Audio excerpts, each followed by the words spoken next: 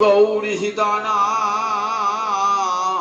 প্রেমানন্দে একবারে হরি হরি বলো নিতাই গৌরী সীতানাথ প্রেমানন্দে একবারে হরি হরি বলো নিতাই গৌরী সীতানাথ প্রেমানন্দে একবার হরি হরি বলো। সমবেত ভক্তবৃন্দের চরণ আমার কোটি কোটি দণ্ডবত প্রণিপাত। তস্মাৎ ভারত সর্বাত্মা ভগবান হরিশ্বর শ্রোতব্য কীর্তিতব্য স্মর্তব্য চেচ্ছতা ভয়ং। হরিদ্বারে ব্রহ্মকুণ্ডের তীরে এসেছেন ব্যাসনন্দন সুখদেব, যিনি মায়ের পেটে ছিলেন 12টি বৎসর। পিতার কাছে ভাগবত অধ্যয়ন করে এসেছেন হরিদ্বারে ব্রহ্মকুণ্ডের তীরে। মহারাজ পরীক্ষিত অভিশপ্ত হয়েছেন। যখন আসছেন মহামণি সুখদেব, কেমন আসছেন?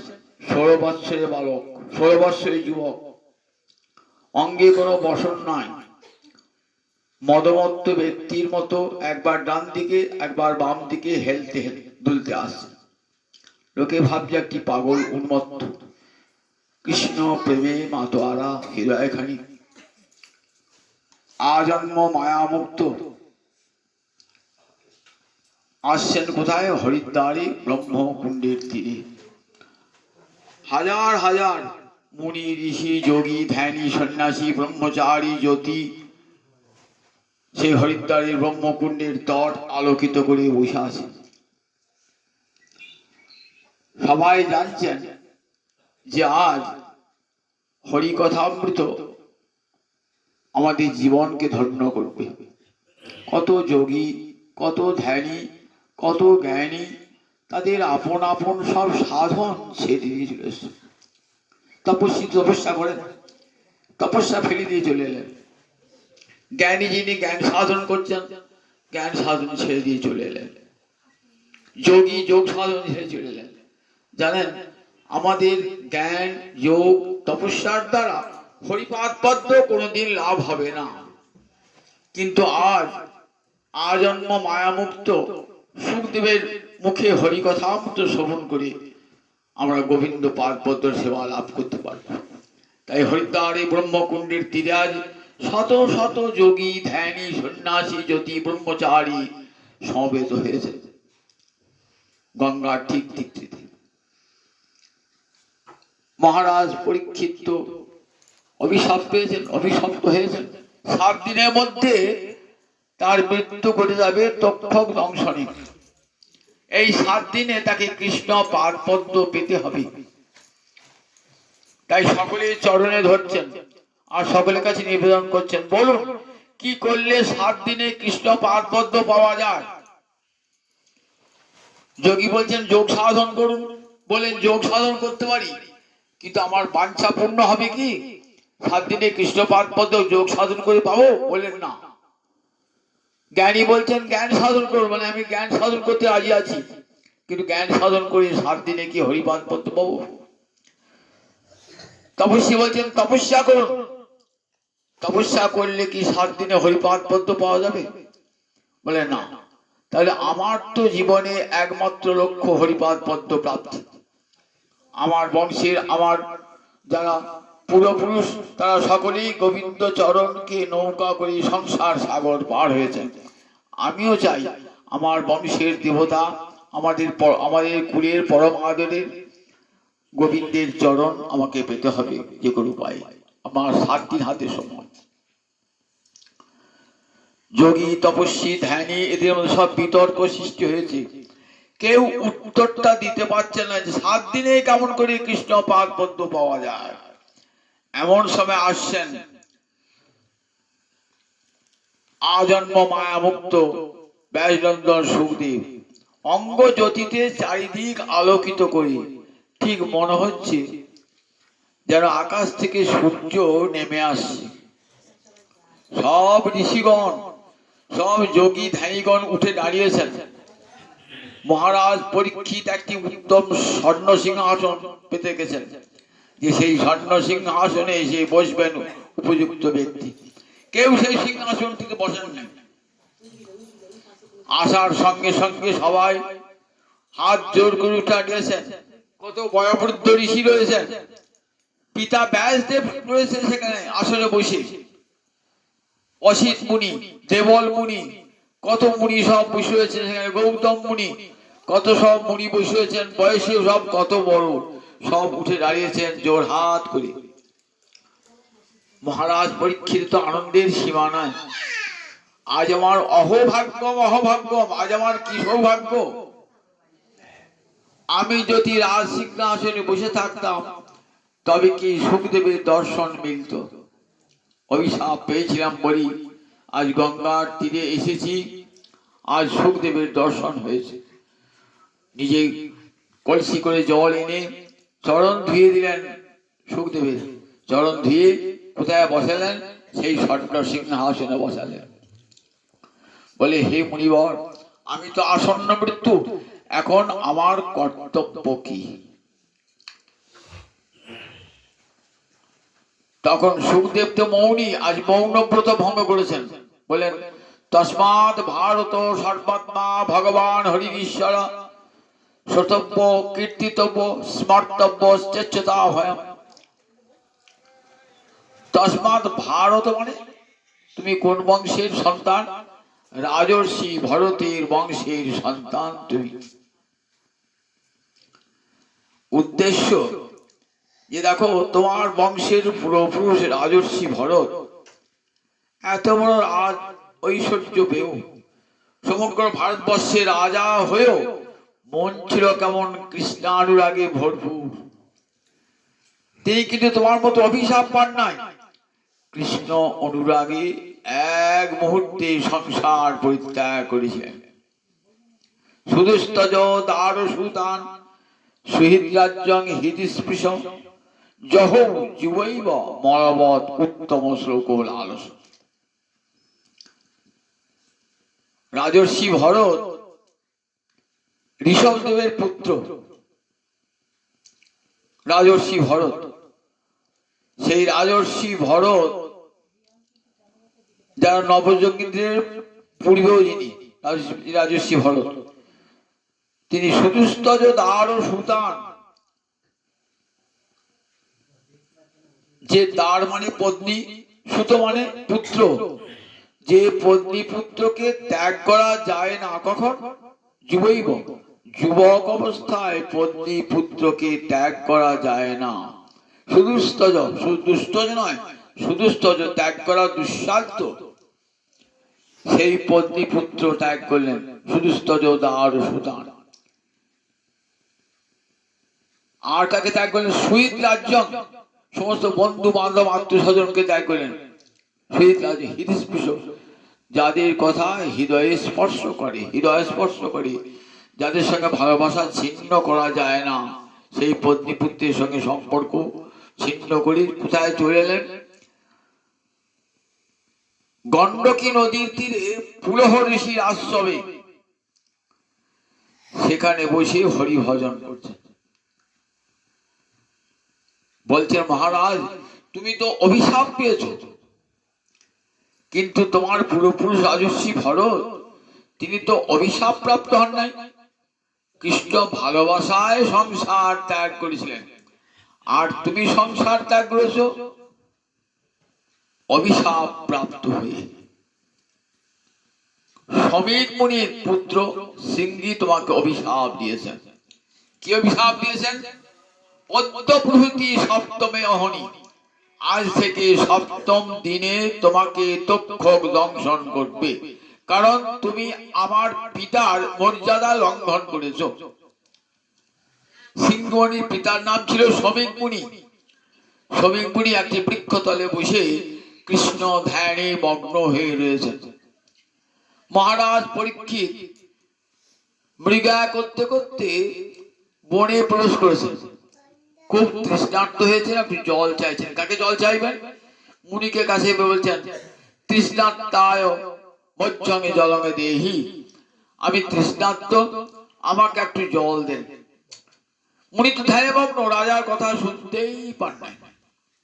একবার, দুবার, তিনবার রাজার সঙ্গে সঙ্গে ক্রোধ হয়ে গেল। সঙ্গে সঙ্গে কি করলেন?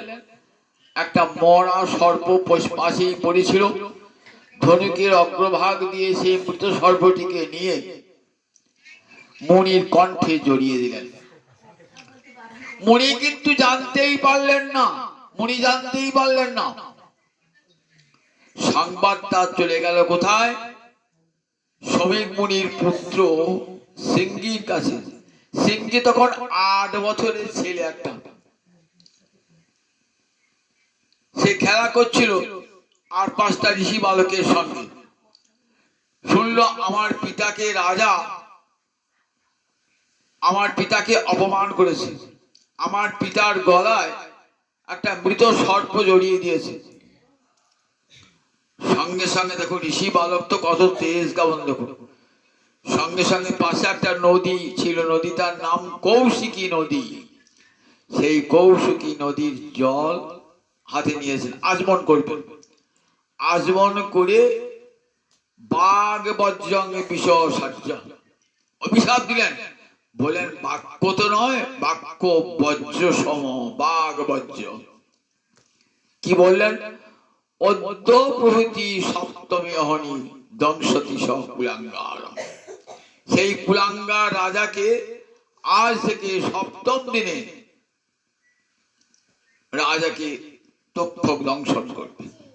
অভিশাপটা দিয়ে মাটিতে জলটা যাই ফেলেছেন না, সঙ্গে সঙ্গে ধরণী কেঁপে উঠেছে। কেন কেঁপে উঠলেন ধরণী?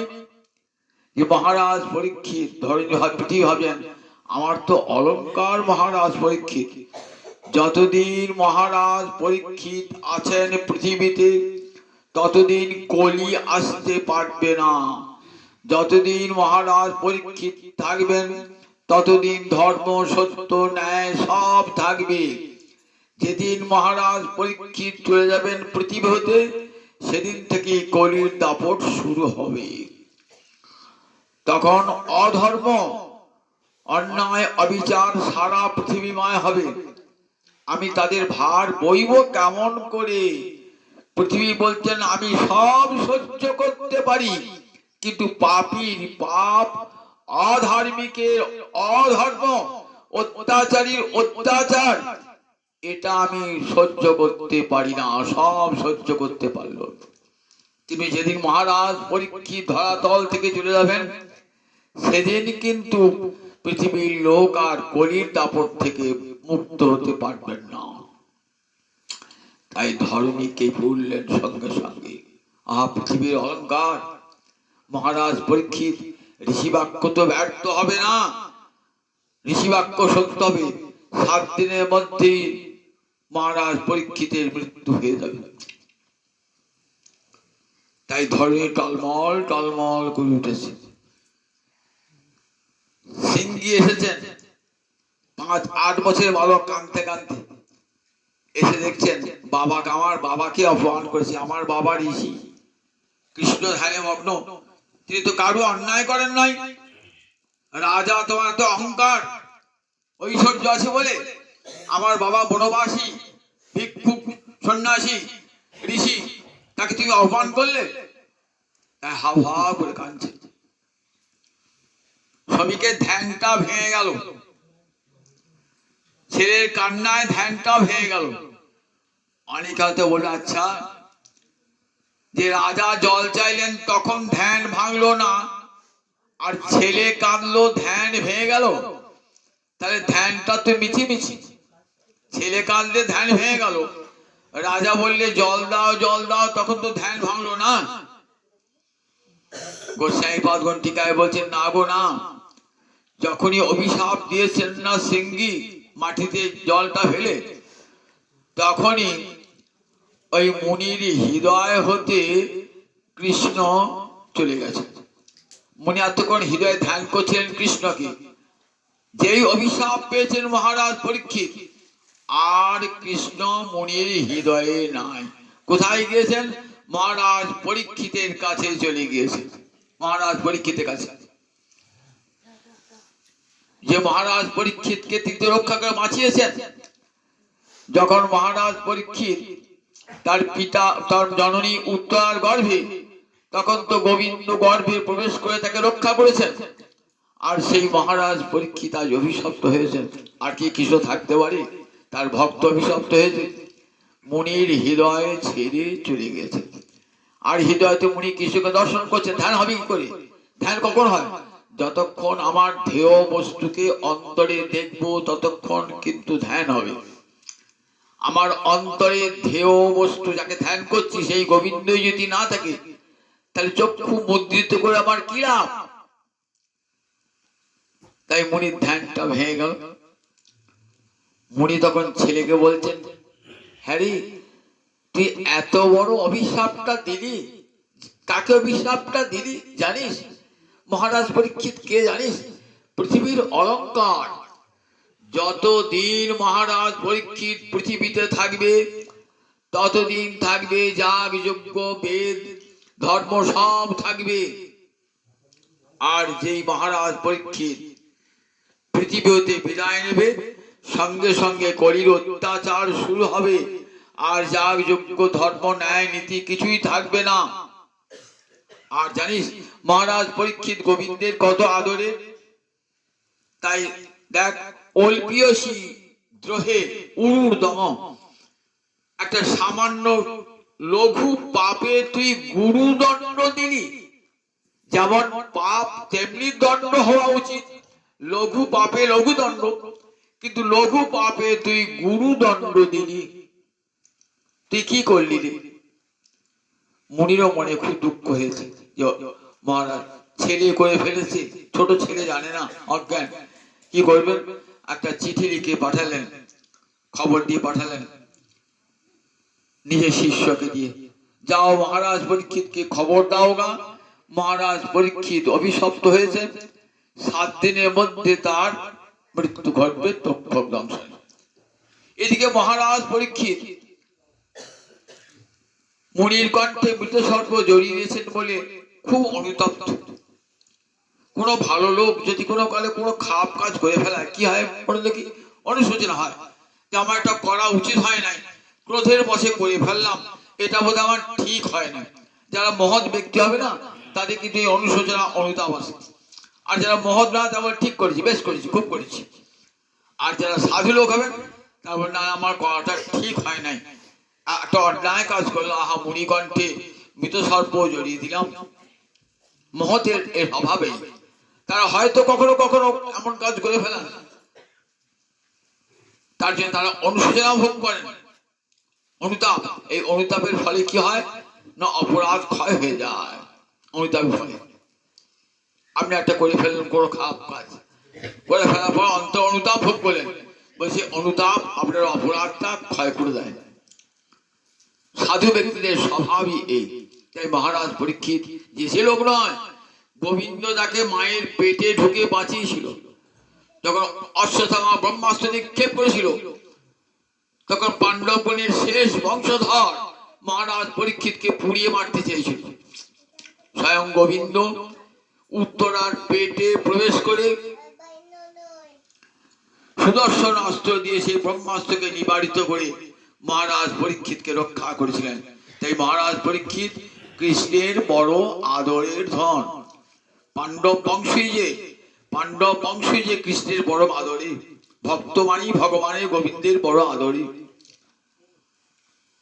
তাই ভাবছেন মহারাজ পরীক্ষিত যে আমার সব ধ্বংস হয়ে যাক, আমি এত বড় খারাপ কাজটা করলাম, ব্রহ্ম কোপান হলে আমার সব ধ্বংস হয়ে যাবার, রাজ্য ভস্মীভূত হয়ে যাবে, আমি চাই না। মনে মনেই ভাবছেন, ছি ছি ছি, একই কাজ করলাম। মুনিকণ্ঠে মৃত সর্প, সামান্য একটু তৃষ্ণার জলের জন্য মৃত সর্প জড়িয়ে দিয়ে এত বড় পাপ কাজটা করলাম। ধিক্কার দিচ্ছেন নিজেকে, বিষণ্ণ মনে বসে আছেন রাজসভায়। এমন সময়ে ওই ঋষির শিষ্যকে সংবাদ দিচ্ছেন, মহারাজ আপনি অভিশপ্ত হয়েছেন, আজ থেকে 7 দিনের মধ্যে আপনার মৃত্যু। বলি চলে গেলেন ওই ঋষির দূত। মহারাজ পরীক্ষিত বলছেন, এ তো আমার অভিশাপ নয়, এ আমার পরম আশীর্বাদ। এতদিন রাজ্য নিয়ে ভুলেছিলাম, রাজ ঐশ্বর্য নিয়ে ভুলেছিলাম, ভগবানকে ভুলে গেছিলাম। যে গোবিন্দ আমাকে রক্ষা করেছেন মায়ের পেটে, যে গোবিন্দ আমার বংশের ঠাকুর, পরম আদরের ঠাকুর, তার কথা একবারও চিন্তা করি নাই। ভালোই হয়েছে, এই অভিশাপটা পাওয়া আমার প্রয়োজন ছিল। দেখেছেন তো সাধু লোকের ভাবনা কেমন। যে গোবিন্দ আমাদের বংশের ঠাকুর, আমাদের বংশ পরম্পরা সবাই গোবিন্দকে ভজনা করে গেছে, গোবিন্দ চরণ ভজনা করেছেন, আর আমি সেই বংশের সন্তান হয়ে এমন কুলাঙ্গার মুনিকে অপমান করলাম। আমাকে মায়ের পেটে রক্ষা করেছেন যিনি, আর সেই গোবিন্দকে, আর সেই মুনিকে, গোবিন্দ ভক্তকে আমি আমি অপমান করেছি, অমর্যাদা করেছি। ভালোই হয়েছে, এ অভিসম্পাদ নয়, এ আমার আশীর্বাদ। পুত্র জন্মেজয়কে বললেন, বাবা এই সংসারের ভার, এই রাজ্যের ভার তোমার উপর আমি অর্পণ করলাম। আমি আর রাজা হতে চাই না, আমি আর সিংহাসনে বসতে চাই না। আমি যে পাপ করেছি সেই পাপের জন্য দেখো আমি চলে যাচ্ছি ব্রহ্মকুণ্ডের তীরে, সেখানে চলে যাচ্ছি। সেখানে আমি যতক্ষণ পর্যন্ত গোবিন্দ, আমি জল তৃষ্ণার জল পর্যন্ত স্পর্শ করব না যদি আমি গোবিন্দ চরণ না পাই। কোথায় কে বসলেন? হরিদ্বারে ব্রহ্মকুণ্ডের তীরে। মা গঙ্গাটিকে, মা তুমি তো হরিপাদ পদ্ম করুণা, গোবিন্দের করুণা জল হয়ে বইছ। মা গঙ্গাকে গোবিন্দের করুণায় জলধারা হয়ে নেমে এসেছে গোবিন্দের চরণ থেকে। তাই গোবিন্দের ওই গঙ্গাকে দেখলেই মনে পড়ে যায় গোবিন্দের চরণের কথা, মনে পড়ে যায়। হে গোবিন্দ, তোমার চরণের স্থান দিও প্রভু। আমি এখন সংসার আজ ঐশ্বর্য সব পরিত্যাগ করে এলাম। হে সুরধ্বনি, তুমি গোবিন্দের করুণা বহন করে নিয়ে আসছো। কত পাপী তাপী তোমার তোমার জলের স্পর্শে সঙ্গে সঙ্গে পবিত্র হয়ে যায়, সব পাপ ধুয়ে মুছে যায়। তোমার জলের বাতাস পেলি, তোমার তীরে বাস করলি, জীবের মুক্তি হয়ে যায়। আমি কত পাপ করেছি, আমি আর জল স্পর্শ করব না। এই বলে মহারাজ পরীক্ষিত কোথায় বসলেন? মহারাজ পরীক্ষিত বসলেন গঙ্গার তীরে। গঙ্গার তীরে বসেছেন, সকলকে বলছেন আমার 7 দিন পরমায়ু, এই 7 দিনে আমাকে কৃষ্ণ পাদ পদ্ম পেতে হবে। আপনারা সবাই কৃষ্ণ গুণ কীর্তন করুন। এমন সময় আসছেন সুখদেব, 16 বৎসরের যুবক সুখদেব, ব্যাসনন্দন সুখদেব, দেখতে একবারে কৃষ্ণের মতন, আজানুলম্বিত বাহু, টানা টানা চোখ, পদ্মের পাপড়ির মতো নয়ন, আজ আকর্ণ বিস্তৃত নয়ন, বিশাল বাহু, বিশাল বক্ষ। আসছেন কৃষ্ণ প্রেমী মাতোয়ারা হয়ে আসছেন, পাগলের মতো আসছেন, উন্মত্ত আসছেন। জঙ্গম ভাগবত, যেন জ্বলন্ত ভাগবত আসছেন। অঙ্গ জ্যোতিতে সব দিক আলোকিত হয়েছে। লোকে মনে করছে পাগল আসছে একটা, অঙ্গে কোনো বসন টসন নাই তো। সবাই কি করছে? ধুলো ছুটছে, ঠেলা মারছে, থুতু দিচ্ছে, কিন্তু ভূক্ষেপই নাই, দেহস্মৃতি নাই তো। মনটা তো কৃষ্ণ প্রেমে মগ্ন হয়ে রয়েছে। সব ঋষিরা উঠে দাঁড়িয়েছেন, স্বয়ং ব্যাসদেব, পিতা ব্যাসদেব, তিনি উঠে দাঁড়িয়েছেন আজকে। সব কত বড় বড় ঋষি, ভগবান পরশুরাম, যিনি রামচন্দ্রের সঙ্গে যুদ্ধ করতে গিয়েছিলেন, পরশুরাম যখন রামচন্দ্র বিয়ে করে আসছেন, সেই পরশুরাম তখন রয়েছেন, প্রকট রয়েছেন, তিনি উঠে দাঁড়িয়েছেন আজকে। রাজার তো খুব আনন্দ। আমি কি অভিশাপ বলবে? কত বড় আশীর্বাদ! আজ গোবিন্দ, আজ দেখো গোবিন্দের দূত সাক্ষাৎ আমার কাছে। চরণটা ধুয়ে নিয়ে কোথায় বসেছেন? সোনার সিংহাসনে বসিয়েছেন। বসে বলছেন, মণিবর আমার এখন কর্তব্য কি? আমি তো আসন্ন মৃত্যু, আমার এখন কর্তব্য, আমার 7 দিন হাতে সময় আছে। কোন উপায় অবলম্বন করলে কৃষ্ণ পাদ পদ্ম প্রাপ্তি হবে, আপনি কৃপা করে আমাকে বলুন। তস্মাৎ ভারত সর্বাত্মা ভগবান হরির ঈশ্বর শ্রোতব্য কীর্তিতব্য স্মর্তব্য চেচ্ছতা ভয়। সুখদেব কথা বলেন না, মৌনী নীরব হয়ে থাকেন। আজ প্রথম হরিদ্বারে ব্রহ্মকুণ্ডের তীরে মুখ খুলবেন, খুলে বলছেন, হে ভরত বংশীয় মহারাজ পরীক্ষিত, জানো পৃথিবীতে যারা সংসারী মানুষ, যারা গৃহাসক্ত মানুষ, নিজের স্ত্রী পুত্র নিয়ে যারা দিনরাত সময় কাটাচ্ছে, তাদের অনেক কিছু সম্মান আছে। দেশের কথা, রাজনীতির কথা, পরনিন্দা পরচর্চা, অনেক কিছু শ্রোতব্যাদিনী রাজেন্দ্র নীলাঙ্গসন্ত্রী সহস্র, অনেক কথা তাদের সম্মান আছে। তারা কান ফেলে দিয়ে পরনিন্দা পরচর্চা শুনছে, তারা হরিকথা শুনবে কেন? তারা পরনিন্দা পড়ালে ওইটি তাদের ভালো লাগে বলে। পৃথিবীতে যারা গৃহাসক্ত জন নিজের স্ত্রী পুত্র নিয়ে থাকতেই ভালোবাসে, সংসারকে ভালোবাসে, তারা কি শুনবে? তাদের অনেক কিছু শুনবার আছে। একবার নিজের দিকে চেয়েও দেখে না। এই দুর্লভ মানব জন্মটা পেয়েছি, কদিনের জন্য ফুর্তি করব? কদিনের জন্য? দুদিন বাধিত রোগজর্জর দেহে বিছানায় পড়ে থাকবো, দেখবার কেউ থাকবে না। যাদেরকে ভালোবাসার বলে আগলি ধরে রেখেছি, কেউ আর তখন ভালোবাসবে না।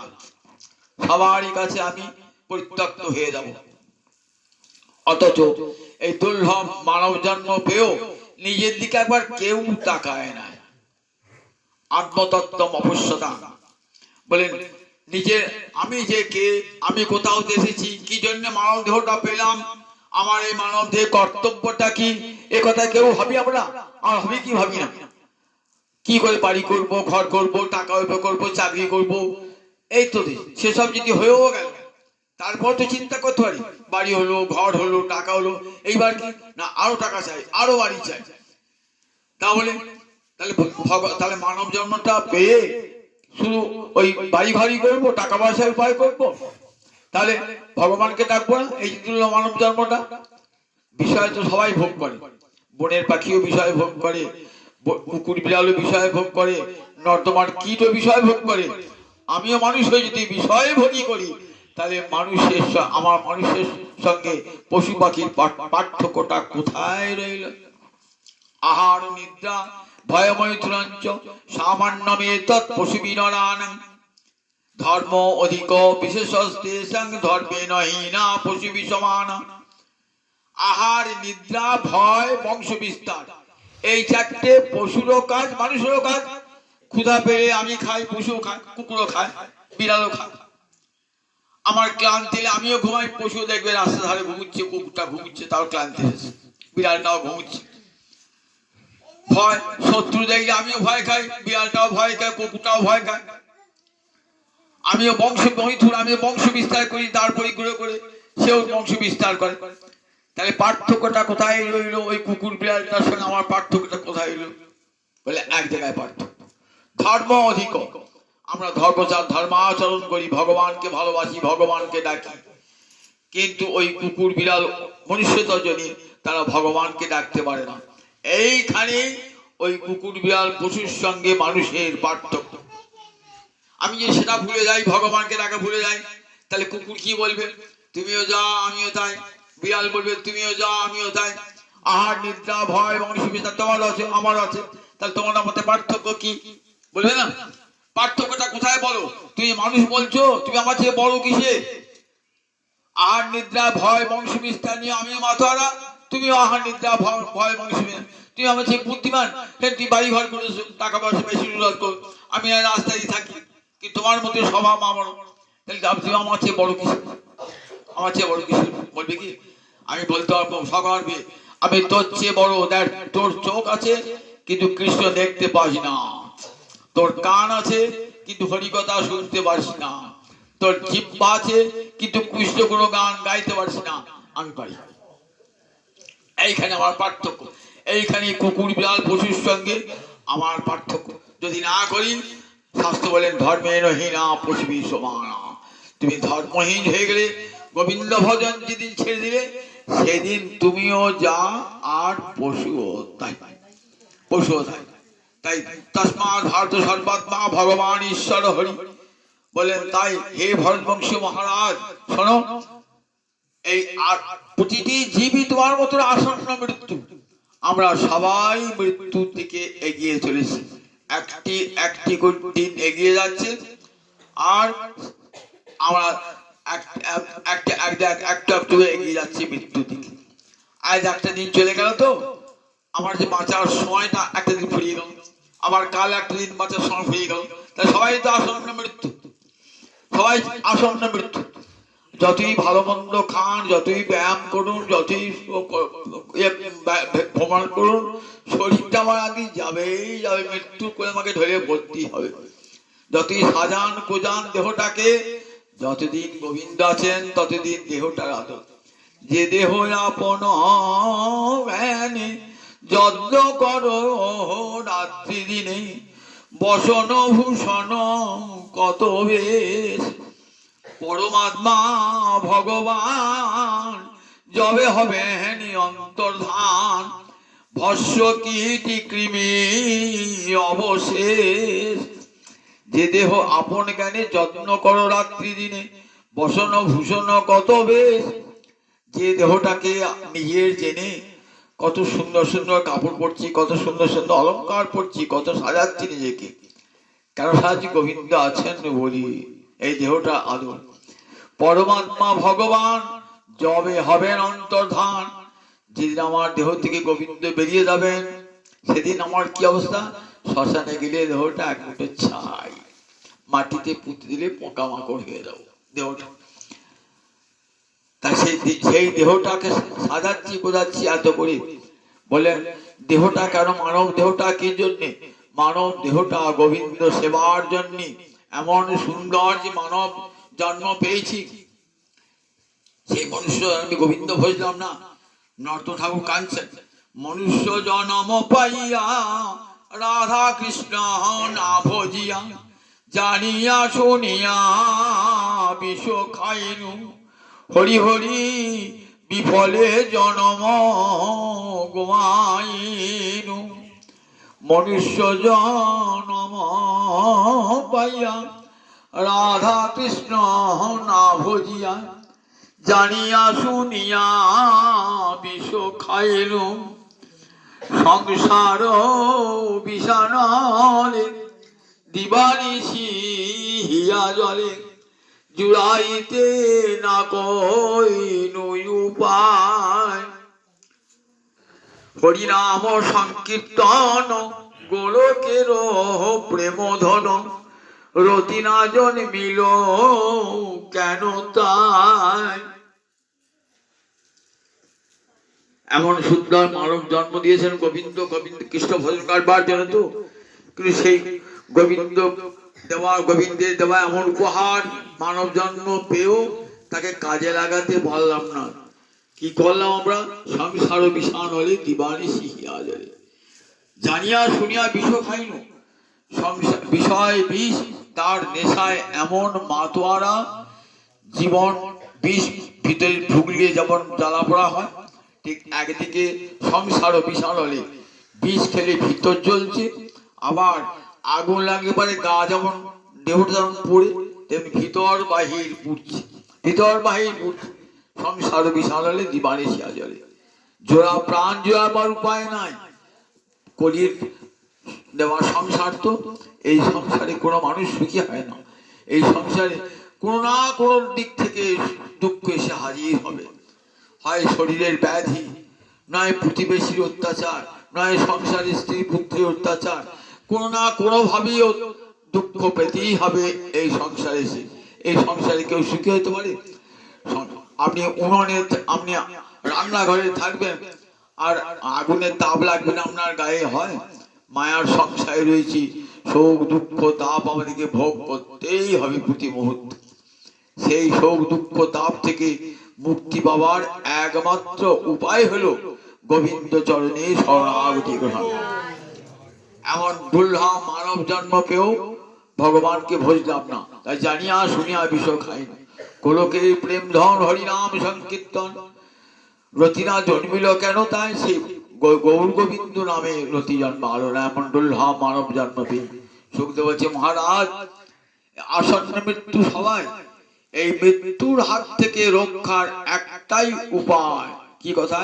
না, সতব্য বসে বসে অন্য কোনো কথা না শুনে গোবিন্দের কথা শ্রবণ করুন।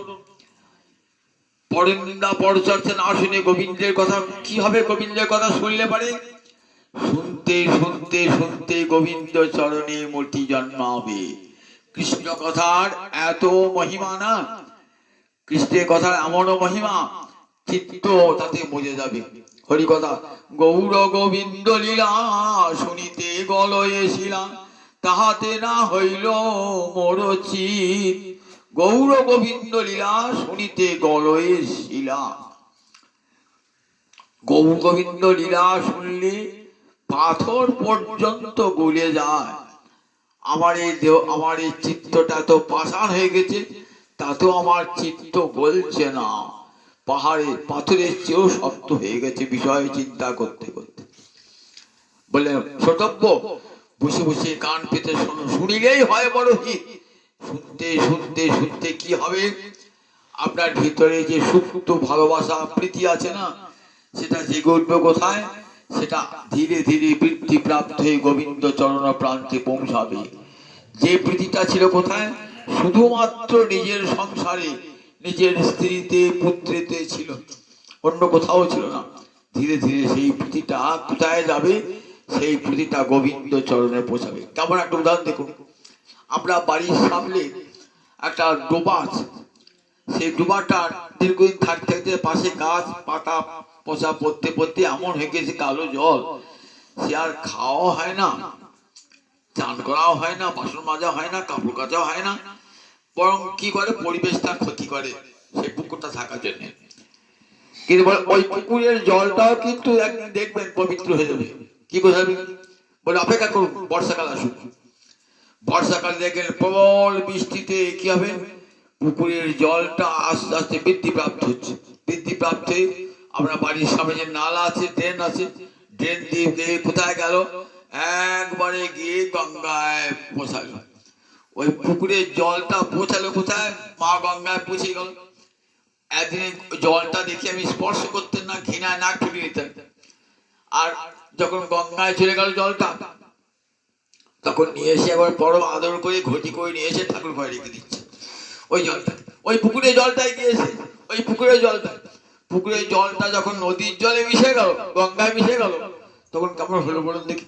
ঠিক তেমনি আমাদের হৃদয়ের ভালোবাসা এখন হয়েছে কিন্তু পুকুরের মতো হয়ে আছে। কেবল নিজের স্ত্রী পুত্র ছাড়া আর কতগুলো পাপ আমার হৃদয়ে, হিংসা বিদ্বেষ, এগুলো সব আমার হৃদয়ে কি করেছে? আমার হৃদয় পুকুরটাকে, ডোবাটাকে একবারে কেমন করে রেখে দিয়েছে, ঘৃণ্য করে রেখেছে, অস্পৃশ্য করে রেখে দিয়েছে। বলে নাও তাই হরি কথা শোনো, অমৃত বর্ষণ হবে। অমৃত বর্ষণ হতে হতে রোজ হরি কথা শুনতে শুনতে শুনতে শুনতে দেখবেন ওই হৃদয়ের ভালোবাসাটা প্রবল বেগে বার হয়ে কোথায়? হরিপাদ পদ্মের দিকে অগ্রসর হবে। তখন এই দেহটা আর, এই দেহটার আর মালিন্য থাকবে না, হৃদয়ের মালিন্য থাকবে না। দেখেছেন তো হরিদাস ঠাকুর নির্জন বনে তপস্যা করছে, হরিনাম করছে, প্রতিদিন 3 লক্ষ নাম। যবনের ছেলে, মুসলমানের ছেলে 3 লক্ষ হরিনাম করে, মাসে 1 কোটি নাম। এই তার ব্রত, এটি নামটাই ব্রত, তার আর কোনো ব্রত নাই। তখনকার জমিদারের বড় হিংসা, হরিদাসকে লোকে এত ভালোবাসে, প্রণাম করে, আর আমি রাজা, আমার এখানে মুসলমান থেকে প্রণাম করবে, এইসব বলেন একটা ফকির একটা, তাকে এত সম্মান, আর আমি রাজা জমিদার আমাকে করে না। দাঁড়া তো সর্বনাশ আমি করছি, মনে ভাবছে রাজা কি করে? যুবক তো, দেখতেও সুন্দর হরিদাস, বলেন দাঁড়া আমি সুন্দরী রমণী পাঠিয়ে ওর চরিত্র হনন করব। জমিদার তো অনেক সুন্দরী রমণী তার রাজ্য আছে, কে পারবি হরিদাসের চরিত্র ধ্বংস করতে? কে পারবি? একজনা খুব সুন্দরী ছিল, লক্ষ্য বলে আমি পারবো। পারবি তো? যা চাইবি তাই তাই। বলে বেশ, আগে করে তানি ভালো করে সেই যে বুঝে গিয়ে হরিদাসের কাছে গিয়ে নির্জন বন, বেনাপোল বলে জায়গা এখন আছে, সেই বেনাপোল দেখবেন সেখানে ওই হীরা বেশ্যার জঙ্গল আছে, আজ লক্ষ্মীর আর জঙ্গল আছে। ওকে আমি বাংলাদেশের মধ্যে পড়ে কিছু ঠাকুর, বাংলাদেশের মধ্যে ওটা বর্ডার বলে, বেনাপোল বর্ডার। সেখানে মন্দিরও করে দিয়েছেন সরকার।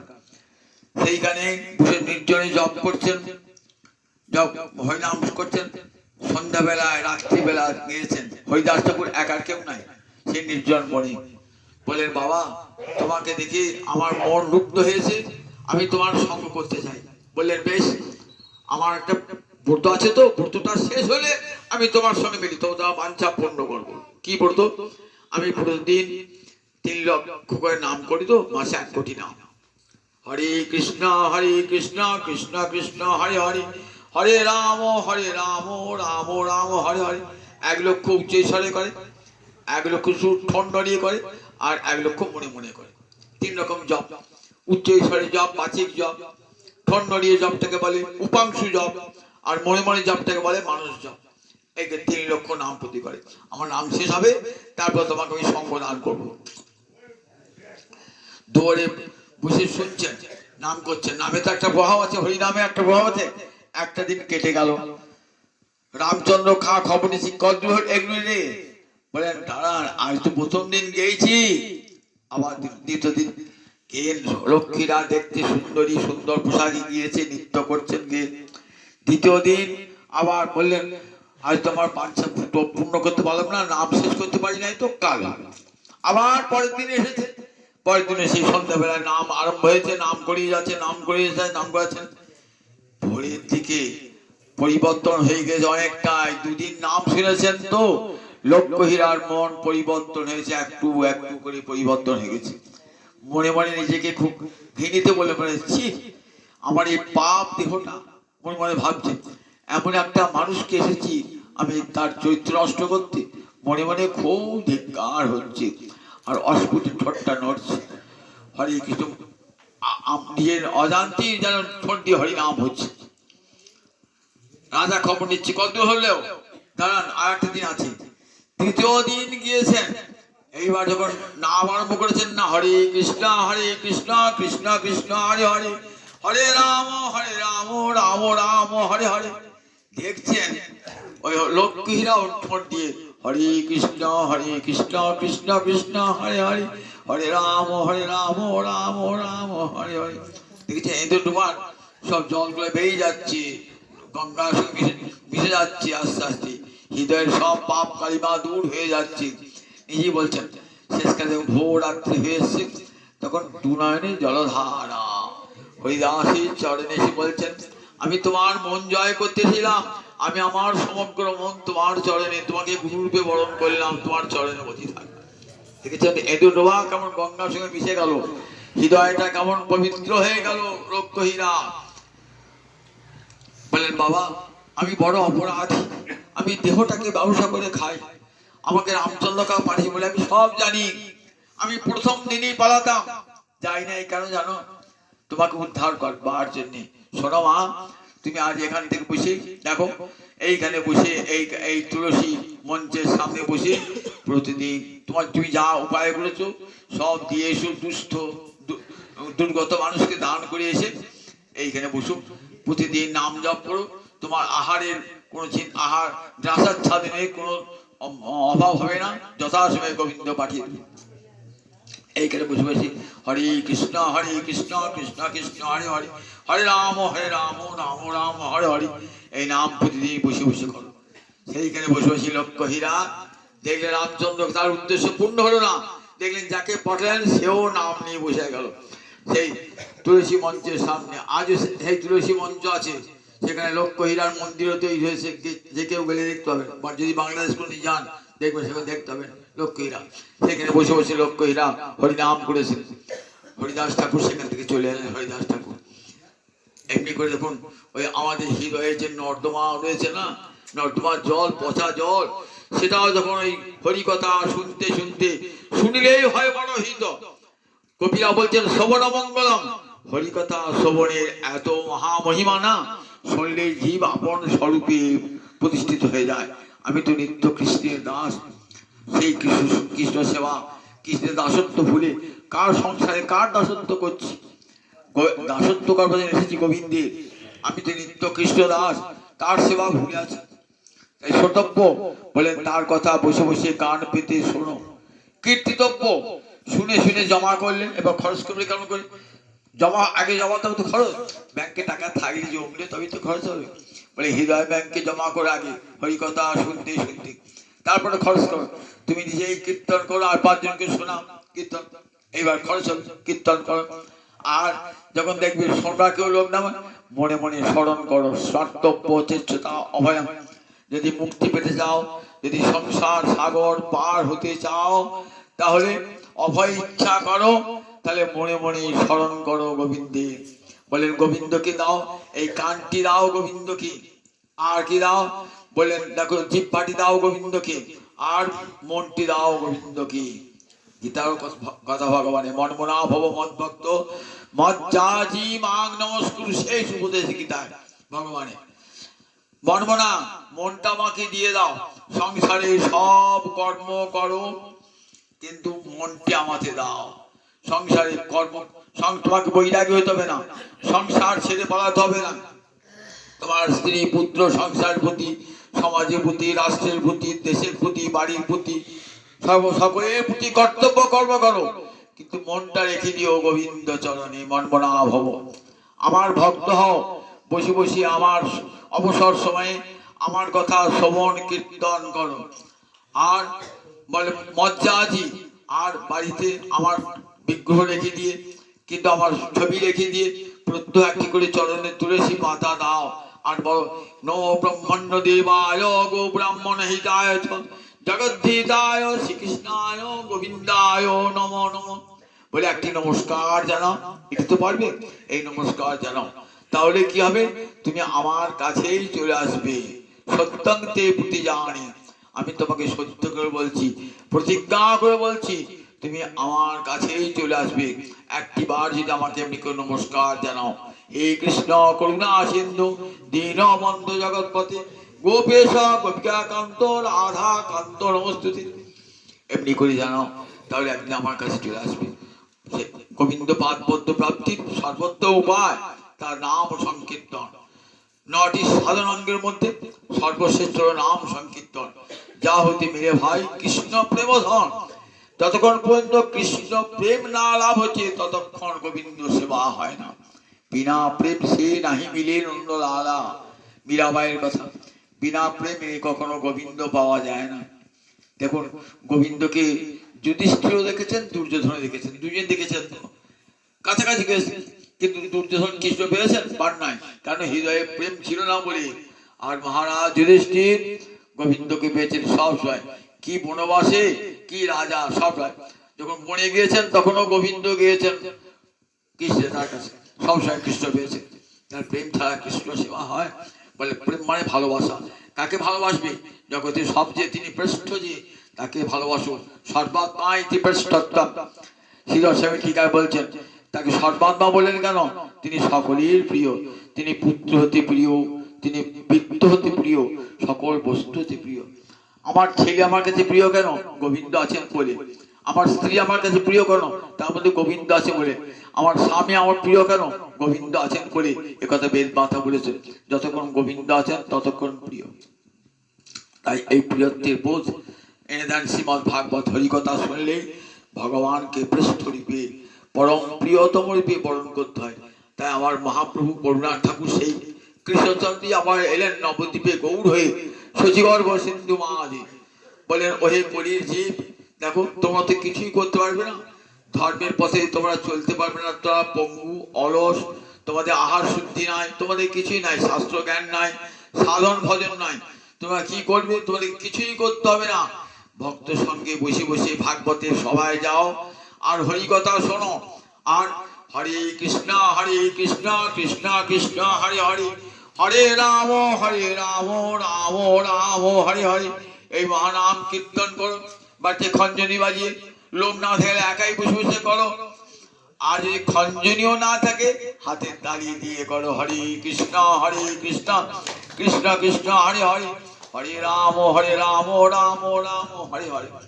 ঠাকুর রামকৃষ্ণ বলছেন দেখো সন্ধ্যেবেলায় গাছতলায় বসেছো তো হাতে তালি দিচ্ছ, কি হবে? গাছের পাখিগুলো সব উড়ে পালিয়ে গেল। দেহ বৃক্ষে কত পাখি পাপ পাখি বসে আছে, যে হাতের তালি হরিনাম করলেন না, সব পাপ পাখি উড়ে চলে যায়। হরিনামের এত মহা মহিমা। তাই বসে বসে সংসারে সব কর্তব্য সমাপন করে সন্ধ্যাকালে যেদিকে অবসর হয়ে পেলেন, বসে বসে একটু গীতা পড়ুন, একটু ভাগবত পড়ুন, নয় শুনুন, আর খঞ্জনি বাজি হরে কৃষ্ণ নাম করে আমার মহাপ্রভু জগৎ জীবকে দান করে গেলেন। চণ্ডাল পতিত জীবের ঘরে ঘরে গিয়া হরিনাম মহামন্ত্র দিচ্ছেন বিলাইয়া। নিতাই চাঁদ করুণার ঠাকুর বলে, দেখো কৃষ্ণ ভজনে সবার অধিকার, কোনো জাতি বিচার নাই, এখানে কুলিল অকলিল নাই। বলে, দেখো ব্রাহ্মণ ক্ষত্রিয় বৈশ্য শূদ্র নাই, কৃষ্ণ ভজনে সবার সমান অধিকার, সবাই কৃষ্ণ ভজন করো। ঘরে ঘরে হরিনাম সংকীর্তন দিলে আমার নিতাই চাঁদ। চণ্ডাল পতিত, যারা চণ্ডাল, যারা পতিত সমাজ থেকে, তাদের ঘরে ঘরে গিয়ে বললেন, তোদের হাতে ধরি পায়ে পড়ি একবার কৃষ্ণ বলে রে, তোদের হাতে ধরি পায়ে পড়ি একবার হরি বলে রে। এমনি করে জগৎ জীবের দাঁড়ে দাঁড়ে কৃষ্ণ নাম দিয়েছেন গৌর হরি নিতাই চাঁদ। সেই কলিযুগের ঠাকুর আমার গৌর হরি নিতাই চাঁদ। হেন অবতারে যার অতিনা জন্মিল, লোচন বলে সেই পাপি এলো আর গেল। তাই গৌর হরি নিতাই চাঁদকে প্রাণ ভরে ভালোবাসুন। যে জীবের কণ্ঠ ধরে হরিনাম দিয়েছেন, পতিত পামর কিছু বাঁচেন নাই, সকলকে চণ্ডাল পাপিষ্ট সকলকে কোলে ধরে হরিনাম দিয়েছেন। দেখো হরিনাম করো, এমন সুন্দর মানব জন্ম পেয়েছো, এমন মানব জন্ম পেয়েছো, হরিনাম না করি তার আসা যাওয়া সারে হলো রে। এমন সাধের মানব জনামে পেয়ে ওই আসা যাওয়া সারে হলো রে। একবার হরি বলল না রে, তার আসা যাওয়া সার হলো রে। এমন দুর্লভ মানব জন্ম পেয়েছেন, আর পাবেন কে জানি না, আমিও পাবো কে জানি না। এই যেমন সুযোগ ভগবান একবারই দিয়েছেন, কৃষ্ণ নাম করলে আবার পাবো, কৃষ্ণ নাম করলে আবার এমন ঘরে জন্মাবো। গীতায় বলেছেন ভগবানের প্রতিজ্ঞা, আবার সুচিরাং শ্রীমতাঙ্গি, আবার সূচি পরম সূচি যুক্ত বাড়িতে ধনবান গৃহে গৃহে যেখানে কৃষ্ণ ভজনের সুযোগ মিলবে, এমন গৃহে আবার জন্ম হবে। আবার সেখান থেকে ভজন করতে করতে একদিন ভজন সিদ্ধ হবে, গোবিন্দের চরণে গিয়ে পৌঁছাবো, মানব জীবন ধন্য হবে। জয় দায় জয় দায় জয় দায় জয় জয় রাধে কৃষ্ণ গোবিন্দ। জয় রাধে কৃষ্ণ গোবিন্দ। জয় জয় শ্যাম সুন্দর মদন মোহন বৃন্দাবন চন্দ্র। জয় জয় শ্যাম সুন্দর মদন মোহন বৃন্দাবন চন্দ্র। জয় জয় রাধা রমণ রাস বিহারী শ্রী গোকুলানন্দ। জয় জয় রাধা রমণ রাস বিহারী শ্রী গোকুলানন্দ। জয় জয় রাসেশ্বরী বিনোদিনী ভানুকুল চন্দ্র। জয় জয় রাসেশ্বরী বিনোদিনী ভানুকুল চন্দ্র।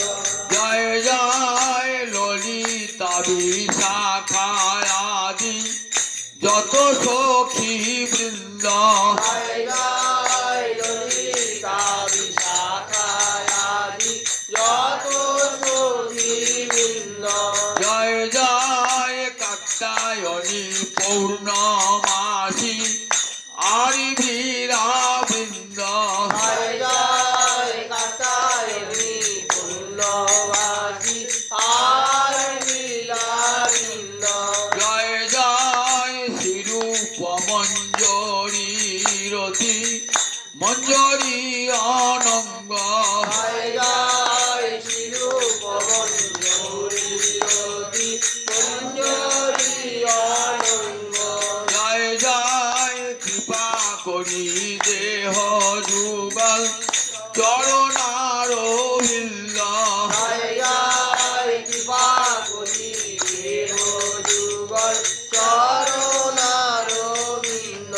যেন আকুল প্রাণে গাইতে পারি জয় রাধা গোবিন্দ যেন আকুল প্রাণে গাইতে পারি জয় রাধে গোবিন্দ। জয় রাধে জয় রাধে জয় রাধে জয় রাধে জয় রাধে জয় রাধে জয় রাধে